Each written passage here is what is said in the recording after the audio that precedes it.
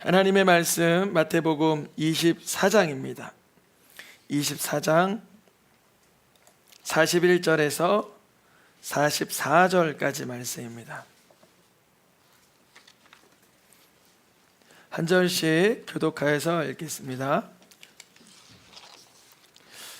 두 여자가 맷돌질을 하고 있음에 한 사람을 데려가고 한 사람은 버려둠을 당할 것이니라.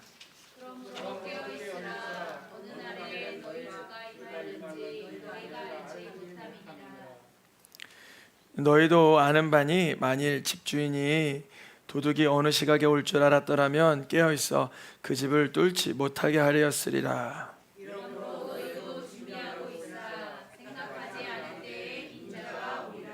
아멘. 올해 표 읽어보겠습니다. 깨어있으라. 깨어있으라라는 것을 우리가 알아가려고 어둠이냐 빛이냐 육이냐 영이냐 이런 여러 이야기를 나눴는데, 오늘은 도둑같이 오시나 깨어있으라 이런 제목으로 말씀을 전하려고 합니다. 어떻게 오신다고요? 도둑같이 오시나 뭐하라? 깨어있으라. 그 도둑같이 오시나 깨어있으라.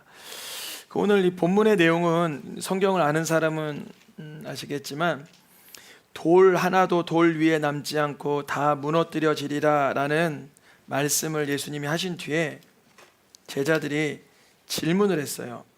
돌 위에 돌 하나도 남지 않을 거다 이런 얘기를 예수님이 하셨는데, 뭐라고 질문을 했냐면, 그러면 예수님 언제 그런 일이 있어요? 그렇게 물어봐요. 제자들이. 노란 글씨 읽어보겠습니다. 어느 때에 이런 일이 있겠사오며 또 주의 임하심과 세상 끝에는 무슨 징조가 있으리까? 이런 질문을 했어요. 예수님이 돌 위에 돌 하나도 남지 않을 거다 그러시니까 예수님이 대답이 뭐예요? 대답이 오직 아버지만 아시느니라. 오직 아버지만 아시느니라 이렇게 말씀하세요. 제자들의 질문을 받으시고 그날과 그때는 아무도 모르는데 아버지만 아신다라고 하고 나서 이어지는 내용이에요. 이어지는 내용. 무슨 내용을 예수님 말씀하시죠? 아무도 모르는데 두 여자가 뭐 하고 있대요? 맷돌질을 하고 있어요. 한 사람은 여기서 맷돌질을 하고 있고 한 사람은 이쪽에서 맷돌질을 하고 있고 이렇게 해요. 그러면 둘 다 뭐 하고 있는 거예요? 이렇게 보면 맷돌질하고 있는 거죠. 우린 그 이상을 몰라요. 근데 영혼의 때 하나님이 데려가시는 날에는 한 사람은 어떻게 된다고요? 데려가신다는 건 좋은 뜻 같죠? 데려가시고 한 사람은 뭐 당한대요? 버림을 받는다는 거예요. 근데 겉으로 봐서는 우리는 분별이 돼요, 안 돼요? 우리는 분별이 안 돼요. 우리는 다 똑같이 맷돌질하고 있는 걸로 보여요. 그런데 그리고 나서 하는 말씀이 뭐 하라 그래요? 깨어있으라. 한 사람은 맷돌질 할 때 무슨 맷돌질 했을까요? 깨어있는 맷돌질. 이거 웃을 일이 아니에요. 진짜예요. 리얼한 거예요. 아주 일상생활 속에서 지극히 평범한 평상시에 일어난 극단적이지 않은 편안한 상황을 얘기해 주는 거예요. 그날은 누구의 때와 같다? 노아의 때. 그럼 노아의 때가 특별했다라고 말하는 것 같아요? 안 특별했다라고 말하는 것 같아요? 안 특별했다라고 말한 거예요. 노아의 때도 일하고 먹고 자고 시집사고 장가가고 했으니까 그 시대가 이상하거나 독특한 시대가 아니라 아주 평범한 시대예요. 두 여자가 맷돌질하고 있을 때 아주 평범한 상황이에요. 지극히 일상적인 가정주부가 하는 일이에요. 한 사람은 구원을 받고 한 사람은 구원을 못 받는다는 거예요. 맷돌질하는 한 여자는 깨어 있어서 맷돌질 했던 거예요. 하나님의 영광을 구하면서, 아버지 하나님, 나에게 먹을 것을 주셔서 감사합니다. 아버지 하나님, 내가 이 맷돌을 돌릴 수 있는 건강을 주셔서 감사합니다. 하나님, 이거 돌리고 나서는 이거 귀한 것을 그 연약한 이웃에게 좀 전할 수 있도록 그 문을 열어주세요. 뭐 한 거야 이 사람은? 지금 깨어 있는 거예요. 한 사람은 내게 왜 이렇게 안 갈려? 저 사람은 저렇게 잘 가는데 내게 빨리 가라지면 좋겠다. 나만 다 먹어야지, 나만 편하면 돼, 이렇게 생각했던 거예요. 이거 무슨 상태예요? 깨어있지 못한 어둠에, 사망에, 어둠에, 멸망에 사로잡혀 있는 상태예요. 그러니까 겉으로 봤을 때는 똑같이 맷돌질하고, 똑같이 운동선수가 운동을 하거나, 기술자가 쇠를 자르거나, 예술가가 무용을 하거나, 겉으로 봐서는 다 똑같아요. 근데 그 속에 깨어있는지 안 깨어있는지는 주만 아시는 거예요. 어느 날에 주가 임할지 알아요? 몰라요. 그런데 어느 날 임할지를 알지 못하는 걸 알아야 된다는 거예요. 어느 날 주가 임할는지 알지 못하는 것을 알아야 된다는 거예요. 이거 좀 헷갈리죠? 무슨 말인지? 어떤 사람은 주가 언제 임할지 아는 것 같이 살아요. 오늘은 좀 이렇게 안 깨어 있어서 살고, 좀 그날이 가까이 오면 내가 깨어 있어야지 그래요. 대표적인 예가, 예수님 믿으세요 그러면 죽을 때 되면 믿겠죠 그래요. 그 사람은 뭐한 상태? 지금 안 깨어 있는 상태. 그날이 오늘일지 내일일지 모르는데 그렇게 미루어 둔다는 건 너무나 무방비한 상태죠. 깨어 있으라라는 것은 오늘날 임할지 알지 못한다 라는 것을 알아야 된다는 거는데요, 노아의 때 홍수로 심판한다는 말씀을 노아가 받았어요. 그래서 방주를 하루 이틀 짓는 게 아니에요. 수년, 수십 년, 100년 가까이 방주를 짓는데 폭우는 단번에 쏟아지는 거예요. 준비는 오래 걸리는데 노아가 언제쯤 쏟아질지, 최소한 하나님은 은혜로우시니까 노아가 방주 지을 때까지는 기다리셨겠지만, 사실은 노아 입장에서도 지어놓고 바로 온 건지, 지어놓는데 자꾸 막 먹구름이 몰려오는 건지, 다 지어놓고 몇 날 며칠 있다 온 건지 모르겠지만, 지어놓은 다음에 어느 때가 되니까 폭우가 40일 동안 와장창 내리니까 오늘날 영혼의 때가 임한지 모르는 거죠. 너무나 안타까운 이야기지만 작년 2022년 한 해만 해도 제가 알고 있는 몇몇 분, 제가 직접 참석한 장례만 해도 2-3건이었어요. 그러니까 직접 안 간 장례건은 10건이 넘지만은 직접 가야 했어야 되는 장례건은 여러 건이었어요. 근데 다 예고된 때는 아니었어요, 사실은. 우리 교회 성도가 아닌 분 같은 경우는 저는 정말 하나님이 살려주실 줄 알고 2달, 3달을 막 힘겹게 기도하고 있는데 주님이 제가 휴가 갔을 때 갑자기 부르셨어요. 제가 휴가지에서 해변을 걷고 있는데 그 전화를 받고 저도 좀 너무나 황당했어요. 애써 기도했고 하나님이 이 체험을 통해서 그 가정을 구원시키는 건 아닌가 했던 저만의 시나리오를 짜가고 있었는데 하나님은 그런 계획도 아니었던 것 같아요. 또 다른 계획인 것 같아요. 어느 날 임하실런지는 우리가 모른다는 걸 알아야 된다는 거예요. 모른다는 걸 알아야 된다. 마태복음에서는 이 얘기가 재난의 징조를 물어보는 가운데 재난의 징조가 일어난 시기와 때가 언제쯤이냐 물어보는 제자들의 질문에 예수님은 알지 못한다라는 이야기로 귀결시켰다면, 똑같은 내용이 누가복음에도 등장해요. 누가복음. 근데 누가복음에는 어떻게 등장하냐면 주인을 기다리는 종의 모습을 먼저 얘기해요. 주인을 기다리는 종의 모습. 그래서 그 종이 충성스럽게 깨어 있으면 모든 소유를 받게 된다는 거예요. 마태복음하고 누가복음하고 분위기가 다르죠. 근데 내용은 똑같은 본문이에요.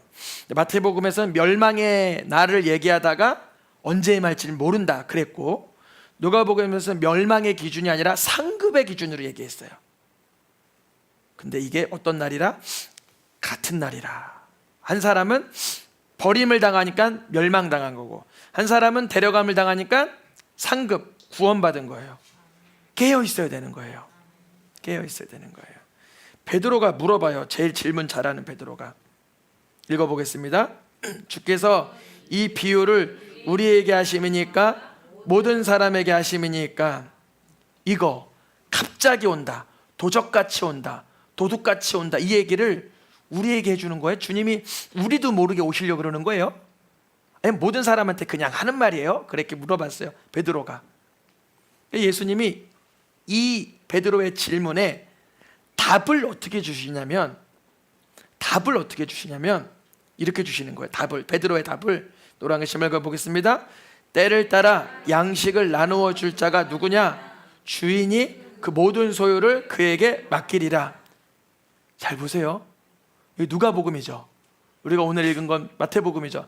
마태복음에서 멸망의 날이 갑자기 오니까 깨어있지 않으면 안 된다, 이렇게 말씀하신 건데, 베드로가 물어봤어요. 그 주님이 다시 오실 그날이 언제일지 우리가 모르는 것을 비유로 말씀하신 이유가 왜 그런 거예요? 라고 물어봤죠. 모든 사람에게 한 거예요? 우리에게도 한 거예요? 그러니까 예수님이 대답이 이거예요. 때를 따라 양식을 나누어 줄 자가 누구냐?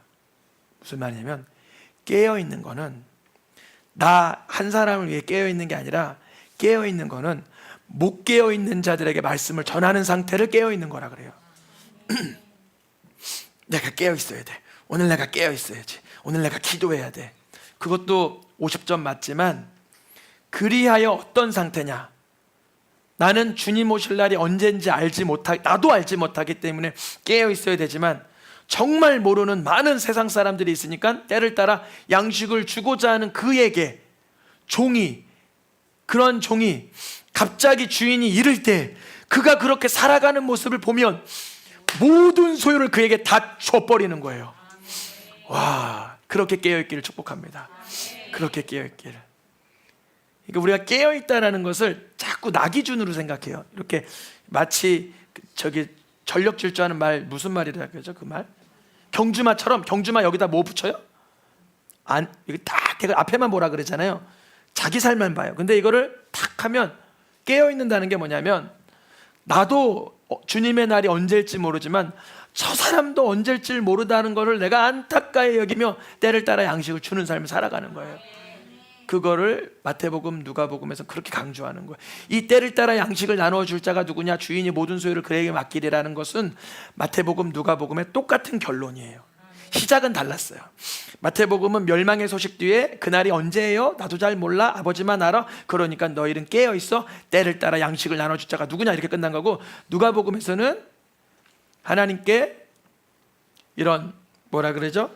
주인을 기다리며 상 받을 종의 얘기를 해주면서, 그러니까 상 받으려면 깨어있어 라고 하면서, 그러니까 양식 나눠줄 자가 누구냐, 이렇게 끝나는 거예요. 결론은 똑같았는데 시작은 좀 달랐어요. 하나는 재난과 멸망의 소식이 있었고, 하나는 상급과 주인의 이런 칭찬의 소식이 있었던 걸로부터 시작했던 거예요. 사실 같은 내용을 말하고 있는 거예요. 예수님께서 우리에게 깨어있으라고 하신 이유는 뭐냐면, 우리의 남은 삶을 복음 전하며 살아야겠다라는 다짐을 하라는 거예요. 정말 깨어있고 싶다면. 근데 우리는 깨어있으려고 막 바둥바둥 애를 쓰지만 절대 나눠주지 않아요. 양식을 나누지 않아요. 복음을 나누지 않아요. 그러면 그런 상태는 잘못 깨어있는 거예요. 좀 삐뚤어 깨어있다 그럴까요? 조금 영적인 부작용이라 그럴까요? 정말 긍정적인 깨어있음은 뭐냐면, 내가 언제 부름받을지 모르는 것처럼 내 이웃과 가족과 형제와 친척과 동역자와 지인이 다 언제 떠날지 모르기 때문에 늘 양식을 나누며 사는 거예요. 복음의 양식을, 말씀을, 복음을, 굿뉴스를. 그럼 주님이 재림의 때에 모든 것을 맡기고, 재림의 때가 유보되면 삶 가운데서 주님이 많은 것을 맡기겠죠. 그거를 복음으로 계속 선용하니까. 근데 계시록에 보니까 이런 교회가 있어요. 자기가 깨어있다고 오해하는 교회가 있었어요. 누구냐면 3장 2절 사대교회인데, 사대교회가 자기가 깨어있다고 자꾸 생각해. 나는 살아있어, 나는 깨어있어. 근데 뭐라 그래요? 너는 죽었다 그래요. 너는 죽은 상태다 그래요. 주님이 이렇게 책망하시는 이유는 사랑하셔서 하는 겁니다. 이 사대교회도 교회예요. 그러니까 주신 책망이죠. 안 믿는 사람들은 살았다 죽었다 이런 말 자체를 모르죠. 근데 사대교회는 자기가 살아있다 깨어있다 했는데 죽은 자라 그래요. 그래서 뭐라 그러냐면, 주님이 읽어보겠습니다. 너는 일깨어서 그 남은 바 죽게 된 것을 굳건히 하라. 죽게 된 것이 뭘까요? 세속적인 거, 깨어있지 못하고 그냥 이 땅만 바라보는 거. 오늘 나를 정말 나는 최근 한 달 안에 오늘 나를 부르실 거라는 고민을 심각하게 한 번이라도 해보신 분 있으세요? 있으시죠? 있으실 것 같아요. 우리 성도님들 귀하셔서. 근데 저는 그런 생각을, 사역자이기 때문에 억지로라도 일주일에 한 번, 일주일에 2번 이상은 그렇게 해내요. 안 할 수가 없어. 제가 이 땅만 바라보고는 절대 설교가 안 나와요. 이 땅만 바라보면 이 땅에서 사는 법을 알려드려야지 천국 가는 삶을 제가 포커스를 못 맞추잖아요. 너희가 일깨워 남게 죽게 된 것을 굳건히 하라는 것은 뭐냐면, 천국 바라보지 못하고 이 땅만 바라보고 살던 그 수준에서 이제는 깨어 있어야 된다는 거예요. 깨어 있어야 되는 거, 온전하게 된다는 거예요. 노란 글씨 읽어보겠습니다. 밑에 거 시작. 만일 일깨지 않으면 내가 도둑같이 이르리니 어느 때에 내게 이르는지 내가 하나님의 영광, 영혼 구원하고 아무런 관계가 없이 죽게 된, 어둡게 된, 깨어있지 못하는 영적인 잠을 자는 상태로 이렇게 있으면, 주님이 갑자기 임하시면 상급이 있을까요? 책망이 있을까요? 책망이 있고 이렇겠죠. 1년만 연장시켜주세요. 1년 동안 열심히 복음 전하다가 주님 사명 감당하다가 불러주세요. 이러겠죠. 막 바등바등 되겠죠. 그러니까 주님이 우리에게 도둑같이 갑자기 온다는 거를 우리가 알고 있어야 된다는 거예요. 성경에서는 그날이 갑자기, 그러니까 여러분, 우리를 너무 감사한 거는 나이대별로 이렇게 90 넘으신 분 한 분 데려가시고, 95세 넘으신 분 한 분 데려가시고, 그 다음 80 넘으신 분 데려가시고, 70 넘으신 분 10년 있다가 80, 50 넘으신 분 20년, 이렇게 순서대로 가면 좋으련만 그렇지 않다라는 걸 우린 삶에서 보잖아요. 지난 한 해 주님이 먼저 부르신 분들이 40대, 50대, 60대였어요. 다 때가 돼서 가신 게 아니었어요. 사고든 질병이든 뭐 여러 이유든 그랬어요. 그러니까 주님이 갑자기 우리를 부르셔도 될 법한 삶을 살라는 거예요. 주님은 갑자기 불러도 될 법한 삶을 살아라. 요한계시록에 뭐라 그래? 읽어보겠습니다. 보라, 내가 도둑같이 오리니. 잘 봐요. 이제 도둑같이 올, 갑자기라는 거죠. 그러니까 도둑 같다는 건 못되게 오신다는 게 아니라, 뭐 칼 들고 들어오신다는 게 아니라, 갑자기라는 아주 직유법이죠. 갑자기라는 직유법. 도둑은 갑자기잖아요. 갑자기, 예고 없이, 준비 없이, 서로가 쌍방에 뭐 이렇게 조율할 수 없는 관계잖아요. 그러니까 예수님이 오시고 종말의 때가 오고 영혼의 때가 오는 것은 우리랑 조율하지 않으신다는 거예요. 그게 하나의 약속이에요. 우리랑 조율하지 않으세요. 그런데 그때예요. 바로 도둑같이 오리라. 근데 누가 보기 때요? 자기의 부끄러움을 보이지 않는 자. 우린 물론 다 죄인이니까 부끄러운 게 많이 있죠. 그 부끄러움을 보이지 않기 위해서 밑줄 친 거 뭐라 그래요? 깨어. 자기 옷을 지켜. 그럼 여기서 깨어는 좀 알겠어요. 깨어 있다는 것은 말씀대로 사는 건데, 자기 옷이 뭘까요? 이게 바로 예수 그리스도로 옷 입으라는 거예요. 예수 그리스도로 옷 입어라. 그러면 목사님 어떻게 그렇게 해석하실 수가 있어요? 그러는데 성경에 써 있어요. 이 흰옷 입은 자들은 누구냐? 이 옷 입은, 이렇게 부끄러움을 가릴 수 있는 하얀 옷을 입은 자들은 누구냐? 그러니까 사도 요한이 주여 주님이 하십니다. 이렇게 대답했어요. 그가 뭐라고 그래요? 장로 중 하나가 읽어보겠습니다. 어린 양의 피에 그 옷을 씻어 희게 하였느니라. 우리가 깨어있다는 건 뭐냐면, 하나님 앞에서 나의 연약한 죄성과 더러움과 오물과 어두움과 사망이 올라올 때 예수 그리스도의 피에 나의 부끄러운 것들을 계속 씻어내는 삶을 살아가는 거죠. 회개하고 은혜를 구하고 하나님 앞에 엎드려지고 애통하는 것. 그러한 자들은 주님이 갑자기 오시는데 자기의 부끄러움이 안 보이니까 갑자기 오셔도 좋아요, 부끄러워요? 좋은 거죠. 너무 좋아요. 갑자기 오셨어요. 허! 예수님, 내가 예수님 아니었으면 너무 부끄러웠을 텐데 예수님을 인하여 지금 제가 이렇게 주님을 신뢰하는 마음에 옷을 입고 예수님의 보혈에 내 죄를 씻고 예수님 때문에 살고 있었어요 이러는 거예요. 그러면 자기의 부끄러움을 보이려게 되지 않죠. 그러면 주님은 도둑같이 오시나 이 사람들은 부끄러움을 당하는 자들이 아니라 모든 소유를 맡김받는 충성된 자로 칭찬을 받겠죠. 오늘의 마지막 말씀입니다. 노란 글씨만 읽고 마치겠습니다. 그날이 도둑같이 너희에게 임하지 못하리니 오직 깨어 정신을 차릴지니라. 여기서는 왜 도둑같이 임하지 못한다 그러죠? 그동안 우리는 요한계시록, 또 요한계시록, 그리고 누가복음, 마태복음 대여섯 군데를 보면서 다 도둑같이 오신다 그랬는데 데살로니가 전서에서 왜 도둑같이 오시지 않는다고 표현되어 있을까요? 우리가 예수 그리스도로 옷 입고 부끄러움을 감춘다기보다 해결받고 살아있는 그때는 주님이 갑자기 오심이 갑자기가 아니라 기대 속에 오신 만남이 되는 거예요. 기대 속에 오신 만남. 그전에는 기대를 안 했어. 안 오시기를 은근히 바랬어. 내일 내가 세상적으로 끝내주는 약속이 있고 내가 하고 싶은 게 너무 많고 나의 탐심과 탐욕과 나의 바램과 나의 소망이 되게 많은데 예수님이 온다 그러면 좀 나중에 오세요 막 이런 느낌이면 도둑같이 임하는 느낌이지만, 내가 예수 그리스도로 옷 입고 예수님을 사모하고 주님의 은혜 가운데 있을 때는 도둑같이 임할 수가 없다라는 거예요. 깨어있는 자들에게는. 그래서 밤이나 어둠에 속하지 말고, 밤이나 어둠에 속하는 순간 예수님이 오시면 도둑같이 여겨지는 거예요. 그런데 밤이나 어둠에 속하지 않은 자들, 빛의 아들, 낮의 아들로 살아가는 우리들에게는, 오직 깨어 정신을 차려 살아가는 우리들에게는 주님의 오심이 도둑같이 임하지 않는다는 것입니다. 우리가 2023년 깨어 있어서 주님의 오심을 고대하고 사모할 수 있기를 축복합니다. 찬양하며 기도하겠습니다.